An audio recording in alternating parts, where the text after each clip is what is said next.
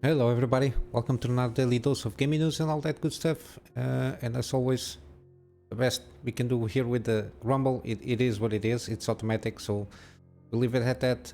But I post also on my blogger kind of a thing there, as an archive of the posts, and also on Patreon if you want. It's free, but if you want to give extra support is much appreciated. So later we should have like the Evil Within 2 episode, hopefully. But yeah, not much happening, but some interesting things here, especially in the rumor side. Supposedly, NVIDIA and AMD are working on ARM-based CPUs for PC market. NVIDIA already manufactures them in with the Grace Hopper stuff, which is it's a combo of CPU and GPU kind of a thing there, and the CPU part is in ARM technology. I suppose it's more efficient and more powerful for the product they are selling for these kind of data centers and everything. But yeah, Apple already uses their devices now exclusively on the iPhones and the tablets and the laptops, and even I'm not sure the PC part, the one that's very expensive. I'm not sure if they already use ARM or still use the Intel ones. I know the laptops and everything that they stop using Intel CPUs. They use ARM technology on their own in-house CPU stuff. I think for Apple it serves pretty much their purposes because they have their own ecosystem, so everything is in-house. Usually they don't have to deal with the way that DIY PC market is and the softwares that people usually use, because they have all their software is made basically in-house. So, and some of the ones that they don't develop in terms of software, it usually is very well optimized for them. I don't know in terms of at least in my case, or in a lot of people's cases, for example, how ARM technology can be leveraged to have the kind of the same performance as what the x86 and x64 kind of architectures that CPUs nowadays use.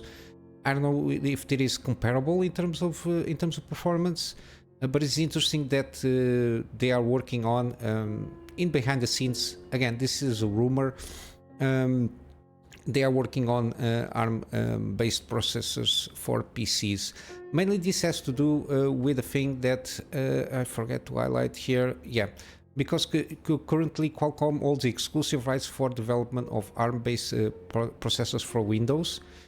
Because I think this is like specific, that's why they didn't move too much. However, this exclusivity agreement is set to expire next year, providing an explanation for the heightened interest from both NVIDIA and AMD. Basically, this is why I suppose they might, again, this is a rumor, they might start ramping up the R&D and everything for the ARM-based processors be used for Windows, because at the moment Qualcomm, does the cell phone stuff. I think that's why they might be interested. They might be doing probably some R&D and some testing to see how it can compares. I don't know in terms of cost of manufacturing and all that stuff, how it also can be comparable or not. Because if you can get, I don't know, a little bit decrease on performance, but if the manufacture cost and implementation of ARM CPUs, because I don't think they are compatible, for example, with the LG sockets that we have for the Ryzen stuff and even for Intel. I'm not sure if it is compatible or not. If you have to implement basically a new motherboard and a new system to go around it. Mainly, I don't know how it handles pretty well the DDR format that we have. I'm not sure, and the PCI Express stuff. Yeah, I don't know if it in overall like long run, if it compensates because it's cheaper to manufacture and develop for that. I don't know, but this I think will be a change in the upcoming, I don't know, 5 to 10 years, because Even if it starts like in 2 to 3 years, it will take a little bit time for adoption of the platforms, if there is need to change basically the platforms, which is new motherboards, and I don't know in terms of memory how it works, and even in terms of integration with everything that goes in the ecosystem of a DIY PC. But yeah, probably it will be good. For example, for laptops, I think we'll be see some introduction if this happens. And for example, laptops exclusive with NVIDIA CPUs, ARM-based CPUs with their GPUs. We already have, to a certain extent, that from AMD, even though the market share is not that big. We have usually few models there. I don't know. I think probably maybe some handhelds might be good, because supposedly I think ARM chips are like more power efficient for the processes they usually do, and maybe even for example for consoles.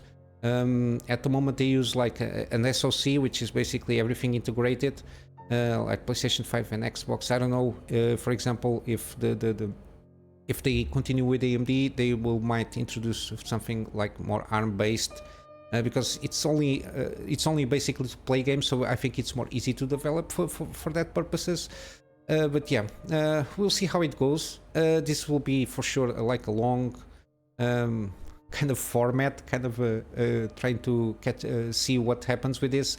I don't think this will take like any immediate action on the market, of course, because adoption of new technology will take always a little bit more time. But yeah, it's interesting to see that we might have like a competitor of what we are using now in terms of the main thing, because it's still a huge market.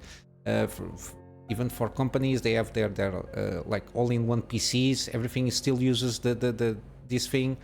I'm not sure, because unless there it's not unless it's not made by Qualcomm, is what I want to say. The AMD and NVIDIA are not in the game at the moment. But yeah, continue with rumors. Supposedly Western Digital and Kioxia merger might happen. It seems to have some interests between them. Basically, Kioxia is a Japanese company. They usually do a lot of memory modules and the stuff for DDR, and even for pens. I have a lot of them, Kioxia thumb drives. But yeah, and Western Digital, of course, everybody knows, is the one of the largest manufacturer of SSDs, HDDs, and all that stuff. And if they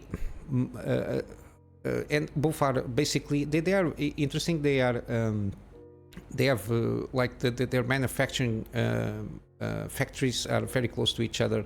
They are, I think, in adjacent prefectures in Japan. But yeah, if it is, they will. If all the combined efforts between them, it's around 35% of the market share. But yeah, it's very interesting. And supposedly, if this thing happen, in that case, 50% of the new company will be owned by Western Digital shareholders, the remaining held by existing Kioxia shareholders, including Toshiba, which is a major stakeholder in Kioxia, which is kind of interesting. They're basically in equal footing. Yeah, Toshiba also does a lot of electronic stuff here. It's interesting to see what might happen. Again, I'm usually not very keen on huge mergers. It tends to get a hold on monopolies in the market that these mergers usually happen. And when I talk about huge mergers, I usually speak in any kind of market that serves consumers. But yeah, basically this is it for what I have that caught my attention here. Got some interesting news also. In my case, good news. Lords of Fallen hits 1 million units sold in just 10 days of launch. I've been watching here and there some opinion pieces here with Lords of the Fallen. For people, from what I understood, people that are used, for example, Dark Souls, Elden Ring, and even Sekiro's, all the From Software games, I think this one seems like the combat seems more quicker, not more snappy, but more quicker. The way you swing your sword and everything, but still it's a pretty good game. Especially the level design, the story seems pretty okay. So I think it's a huge improvement from the first game. The first game was very clunky, very odd in the way it was played. But yeah, this one is pretty good. I think in terms of magic, the way you use it, it's way better than previous, for example, From Software games. I think Elden Ring improved a lot the fact that the way you can use magic, and this is kind of on the same level from what I understood. So it's good to see that in basically 10 days they sold 1 million copies. So I don't think this is on Xbox New Pass or whatever they called it. Yeah, crossplay. Yeah, they launched a pass recently that you'll be able to crossplay between PS5 and Xbox Series players. So, but yeah, they are patching the game in some issues here and there. But I think the game is very playable. In higher like settings, there might be some issues in terms of performance, like some hiccups here and there, but nothing from what I saw like game breaking bugs or anything like that. But yeah, it's good to see that at least we got a very good game. This is kind of in line to a certain degree with Lies of Pi, or whatever you want to call it.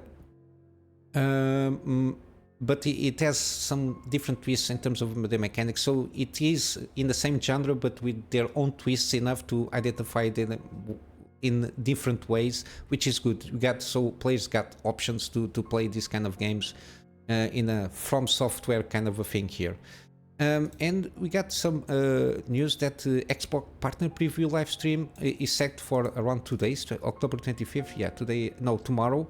It's going to be like 20 minutes of updates from third-party partners and indie studios. I suppose this will then, it's like a mix of indie games, familiar favorites, so some updates on upcoming games that they will come, I don't know, in the next 6 months or something like that.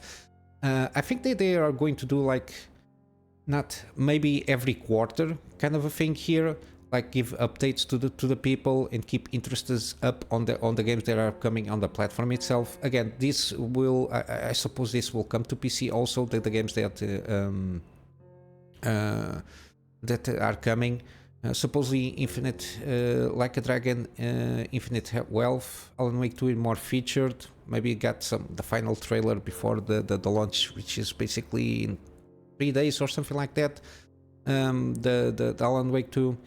But yeah, it's interesting to see that they keep everybody updated with some updates regarding games that are upcoming. It keeps the interested of people regarding games that are upcoming. I think it's a good way of getting around, instead of put everything together in a centralized way in terms of information and get like something that people can watch the trailers or some like gameplay. Even like a gameplay trailer can give you a better sense of what the game is all about. And yeah, basically this is it regarding gaming news. I will keep my eyes on it. Maybe I will try to watch it and give my feedback regarding that. I'm going to wrap up here with some gaming deals here. We still have Evil Within free on Epic Game Store. I will hammer this until it finishes, and afterwards will be the Evil Within 2. So 2 more days, yeah, 2 more days of to catch up this game for free, which is pretty interesting. The game itself, it's kind of an homage to like Resident Evil style games. Even though it can be a very clunky, especially in these days and age of in terms of gameplay, especially if you try to compare it with the Resident Evil 4 remake. It's nothing to do with that, but it's still very interesting, the concepts they are trying to do to get around here in the Evil Within franchise. Of course, I already done a series on this game like a few years ago, and I'm currently almost wrapping up. I think I suppose around 2-3 more episodes from the sense that I'm getting on playing the game. Like 2-3 hours more, I might finish the game. I'm not sure, but yeah, it's the next game that it's for free on that interests me. You got these 2 ones, never heard of them, so it is what it is. And on Steam, we got now Red Dead Redemption 2. It's on sale until the 6th of November, 60% off. It's a good deal. In terms of Ultimate Edition, it's not.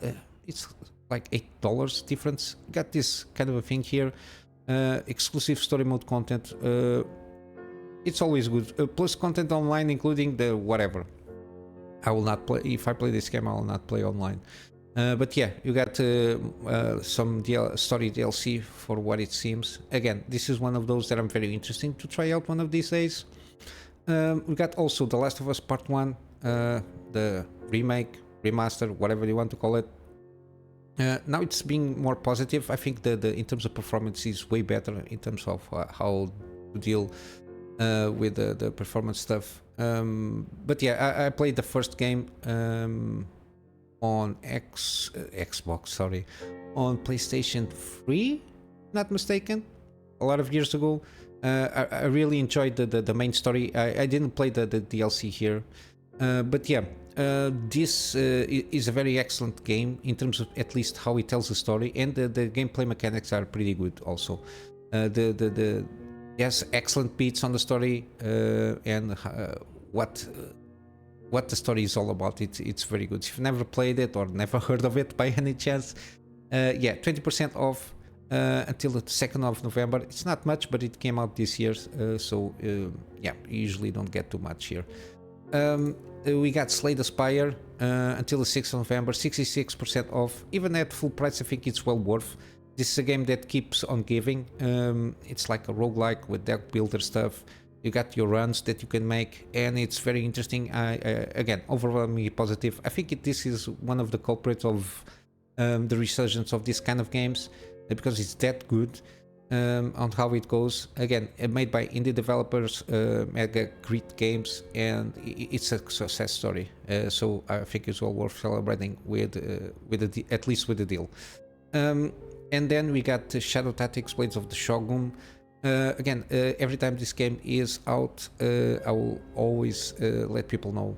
It's very similar of kind of the old Commando series kind of the games, which is isometric. You got this tactical thing here. Also similar to Shadow Tactic Gambits, which I think it's from these same guys. They did the pirate game that basically plays very similar to this one. But yeah, it seems pretty good, very positive overall. And they got a demo to try out, and it's 90% off. Usually now it's always 90%. It's an older game, so like I think for this price it's pretty good, at least the base game. But again, you got the demo to try out to see if it is for your liking. And yeah, basically this is it, guys, for today. I will wrap up with my plugin to my Patreon for extra support, which at the moment is basically storage, to buy more storage. To get backups for the projects that I do for my private clients, and also for have space for the videos that I do for the channel. Basically, that's where I am at the moment. And yeah, I wish you a wonderful day, and I will see you in the next one. So until then, Kunamy Master out.